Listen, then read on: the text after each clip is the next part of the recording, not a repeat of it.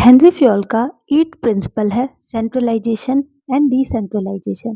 तो पहले सेंट्रलाइजेशन और डिसेंट्रलाइजेशन के मीनिंग को देख लेते हैं।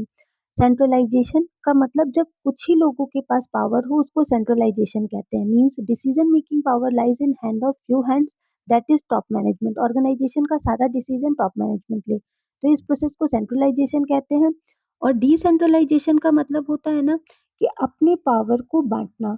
मीन्स जब ऑर्गेनाइजेशन में decision making power across the organisation बटा हो, मीन्स कुछ पावर मिडिल लेवल के पास हो, कुछ पावर लोअर लेवल के पास हो, तो इस तरह के ऑर्गेनाइजेशन को हम लोग कहते हैं डिसेंट्रलाइजेशन। तो अब ये प्रिंसिपल क्या कहता है कि ऑर्गेनाइजेशन में हमेशा जो है इम्पोर्टेंट डिसीजन मेकिंग पावर किसके पास होना चाहिए?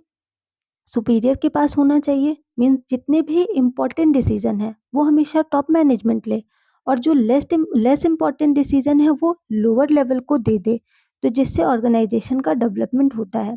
इसका पॉजिटिव इफेक्ट ये है कि क्विक डिसीजन मेकिंग होगा। मतलब जैसे हर डिसीजन के लिए मिडिल को टॉप के पास नहीं जाना होगा, लोअर को मिडिल के पास नहीं जाना होगा, तो ज़रूरत के हिसाब से ईजिली डिसीजन ले लिया जाएगा।